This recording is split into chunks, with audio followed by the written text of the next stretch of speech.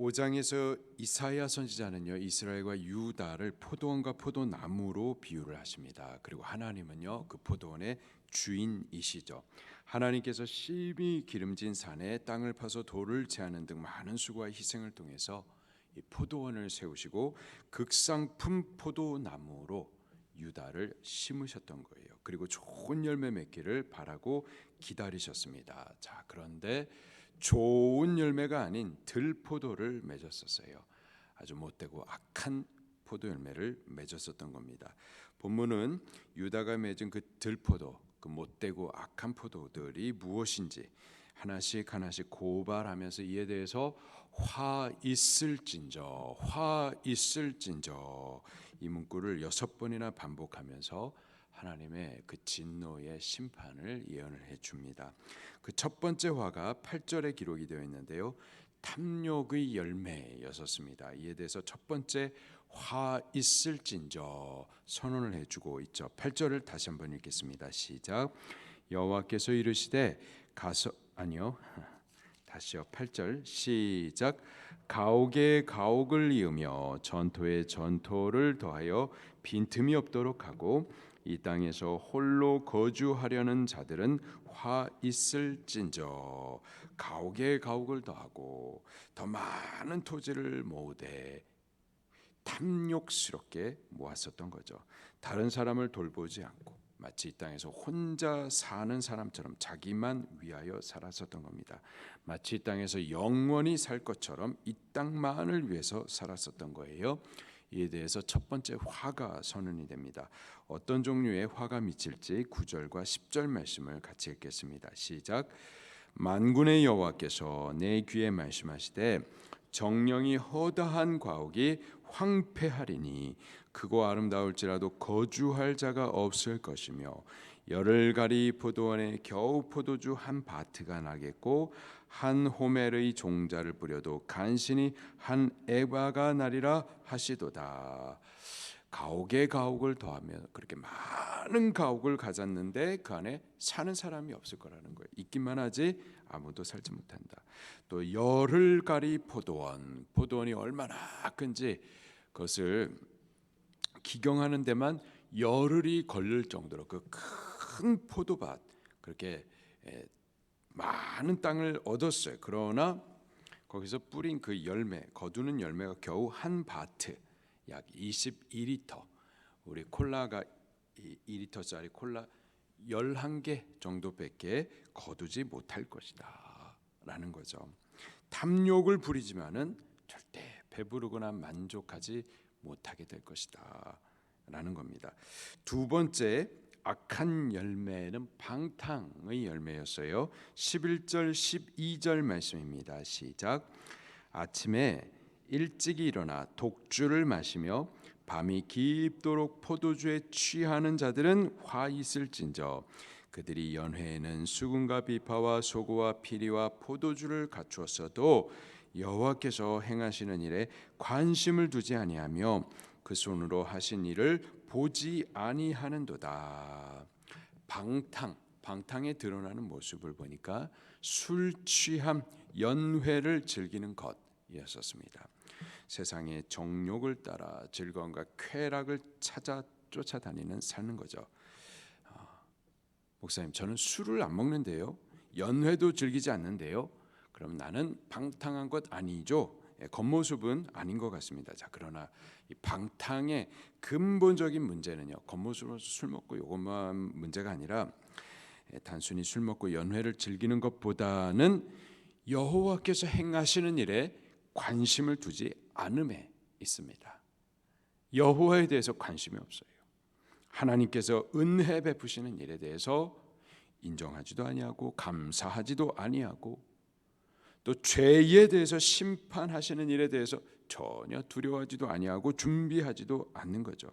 하나님 그분이 행하시는 일에 대해서 관심이 없는 겁니다. 술과 연회를 즐기는 자들뿐만이 아니라 하나님 행하시는 일에 관심을 두지 않는 자들, 이들이 다 방탕한 자들이에요. 그들에 대해서 화가 있을 겁니다. 13절과 14절 말씀을 같이 읽을게요. 시작. 그러므로 내 백성이 무지함으로 말미암아 사로잡힐 것이요 그들의 귀한 자는 굶주릴 것이요 무리는 목마를 것이라. 그러므로 스올이 욕심을 크게 내어 한량없이 그 입을 벌린즉 그들의 호화로움과 그들의 많은 무리와 그들의 떠는 것과 그 중에서 즐거워하는 자가 거기에 빠질 것이라. 하나님에 대해서 관심을 두지 않기 때문에 무지함으로 인하여서 이방에 사로잡히게 될 것이다. 굶주리게 될 것이다. 수올이 입을 크게 벌려서 삼키게 될 것이다 라는 거죠. 세 번째, 유다가 맺은 그 악한 열매는 거짓의 열매였었습니다. 이에 대해서는 세 번이나 화가 있을지다 그렇게 세 번이나 선언해 주고 있어요. 18절 말씀을 먼저 읽겠습니다. 시작.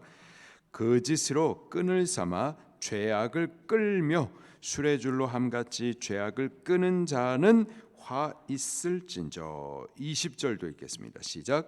악을 선하다 하며 선을 악하다 하며 흑암으로 광명을 삼으며 광명으로 흑암을 삼으며 쓴 것으로 단 것을 삼으며 단 것으로 쓴 것을 삼는 자들은 화 있을진저. 21절입니다. 스스로 지혜롭다 하며 스스로 명철하다 하는 자들은 화 있을진저. 사탄은 요한복음 8장 40절에 보니까 거짓의 아비라고 말하고 있어요. 사람이 거짓말할 때에는 자기의 것으로 하는 것이 아니라 사탄의 것으로 하는 겁니다. 사탄의 역사가 있는 거예요. 거짓이 습관이 되고 인격이 된 분들이 있습니다. 사탄에 사로잡혀 있는 겁니다.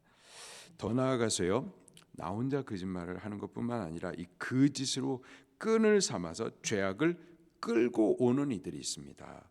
진리를 왜곡하는 자들이 있어요.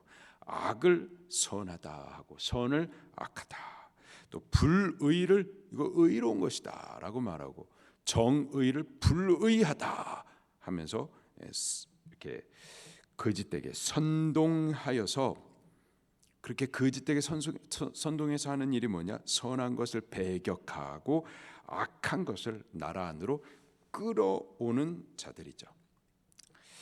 예를 들면은 어린 자녀들에게 동성애는 이거는 인권이다, 선한 것이다, 약한 것을 선한 것이다, 거짓으로 가르쳐 가지고 성 정체성의 혼란을 가져다 주고 또 가정 파괴를 끌어오고 이 나라를 갖다가 이렇게 악하게 퍼뜨리는 자들, 이런 자들은요 화가 있을 것이다라는 겁니다.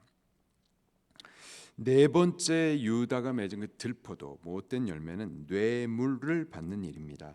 22절 또 23절 말씀을 같이 읽겠습니다. 시작. 포도주를 마시기에 용감하며 독주를 잘 빚는 자들은 화 있을진저. 그들은 뇌물로 말미암아 악인을 의롭다 하고 의인에게서 그 공의를 빼앗는도다. 여기서 말하는 포도주는 뇌물을 말하는 겁니다. 뇌물을 먹고서 의로운 자를 죄인처럼 구형을 하고, 또 반대로 온갖 악한 일을 행한 자들, 그들의 죄를 덮어가지고 의로운 판결, 의롭다 하면서 판결을 굽게 하는 자들이 있어요. 어느 시대든지 어느 나라에든지. 과거의 멸망 직전 유다가 그랬고 지금 우리가 살고 있는 시대도 마찬가지입니다. 그들에게 화가 있을 것이다 선언을 해주고 있습니다. 이런 못된 열매들로 인하여서 하나님의 심판이 선언이 됩니다. 아주 맹렬한 진노가 임할 거예요. 24절 25절 말씀을 같이 봉독할게요. 시작. 이로 말미암아 불꽃이 구루터기를 삼킴같이 마른 풀이 불 속에 떨어짐같이 그들의 뿌리가 썩겠고 꽃이 티끌처럼 날리리니 그들이 만군의 여호와의 율법을 버리며 이스라엘의 거룩하신 이의 말씀을 멸시하였음이라. 그러므로 여호와께서 자기 백성에게 노를 발하시고 그들 위에 손을 들어 그들을 치신지라. 산들은 진동하며 그들의 시체는 거리 가운데서 분토같이 되었도다. 그럴지라도 그의 노가 돌아서지 아니하였고 그의 손이 여전히 펼쳐져 있느니라. 여호와의 진노하심이 삼키는 불꽃 같았습니다. 그리고 그 결과는 그들의 시체가 거리 가운데 분토같이 될 것이다. 분토라는 것은 걸음을 말하는데요. 시체가 걸음이 되기까지 길거리에 그렇게 쌓여 있다라는 거예요. 사람이 보통 죽으면은 그 시체를 갖다가 묻어주는데 그냥 길거리에 쌓여서 분토가 되기까지 썩어져 가고 있는 거죠. 누가 치워줄 사람이었을 정도로 다 죽어진다라는 거예요. 26절 말씀을 보게 되면 하나님의 그 무서운 진노, 그 심판이 어떻게 시행될지를 묘사를 해주고 있는데 이방의 군대를 불러가지고 칠 것을 말씀해 주십니다. 26절입니다. 시작. 또 그가 기치를 세우시고 먼 나라들을 불러 땅끝에서부터 자기에게로 오게 하실 것이라. 보라, 그들이 빨리 달려올 것이로되. 28절입니다. 시작. 그들의 화살은 날카롭고 모든 활은 당겨졌으며 그들의 말굽은 부싯돌 같고 병거바퀴는 회오리 바람 같을 것이며. 지금까지 하나님께서 이방 나라의 그 군대가 유다를 치지 못하도록 지켜오고 있으셨어요. 그러나 이제는 그들의 죄로 인해서 심판을 하시되 이스라엘 유다의 기치를 세워 깃발을 세워 가지고 이방 군대를 불러 치게 하신다라는 거죠. 과연 그 예언의 말씀대로 기원전 586년에 바벨론, 이 바벨론의 군대를 하나님께서 풀어가지고 이 바벨론의 군대를 마치 젊은 사자와 같이 그 유다를 갖다가 삼켜 찢도록 그렇게 내버려 두셨죠. 못된 열매를 맺는 유다에 대해서 하나님께서 심판을 예언하시더니 그 예언대로 저들을 찢으셨던 것을 기록을 해주고 있습니다. 이게 단순히 과거에 이러한 일이 있었다라는 것이 아니고요. 이 말씀은 다 우리들에게 거울이 되는 거예요. 이와 같이 좋은 열매를 맺지 못하고 악한 열매를 맺으면은 찢김을 받는다. 하나님의 심판을 받는다라는 겁니다. 하나님은 우리들에게서도요 좋은 열매 맺기를 바라십니다. 좋은 열매 맺기를 원하셔서 우리들 안에도 좋은 포도원을 만드시고 교회를 세우시고 이 안에 우리들을 극상품 포도나무와 같이 심으시고 우리를 위해서 수고하여서 모든 좋은 것들을 공급하시고 다만 우리에게서 좋은 열매 맺기를 바라시며 기다리시는 거예요. 우리 좋은 열매 맺어 드리기를 원합니다. 하나님이 기대하시는 그 좋은 열매, 우리도 맺기를 원하는 그 열매 어떻게 맺을 수 있겠습니까? 두 가지를 말씀드리겠습니다. 예수님께 붙어 있으면 되겠어요. 예수님께 붙어 있으면 되는 겁니다. 하나님이 우리의 이 포도원의 주인이시고요. 그가 우리를 위해서 극상품 포도나무이신 예수님을 심어 주셨고 들포도나무와 같은 우리를 그분께 접붙여 주셨습니다. 우리 스스로는요 들포도 열매만 맺을 수밖에 없어요. 그런 우리를 예수님께 접붙여 주신 거죠.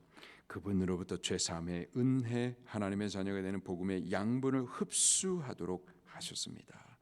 우리가 그 예수님께 붙어 있기만 하면은 되는 거예요. 그분께 붙어서 생명의 기운을 받으면 되는 겁니다. 그리스도의 말씀 주시는 대로 또 복음의 약속 주시는 대로 은혜를 베풀어 주시는 대로 그것을 믿음으로 결합하여서 받으면 되는 거예요. 그러면 예수님 닮은 좋은 열매가 거룩한 성품이 우리의 삶에 우리의 인격에 맺혀지게 되는 겁니다.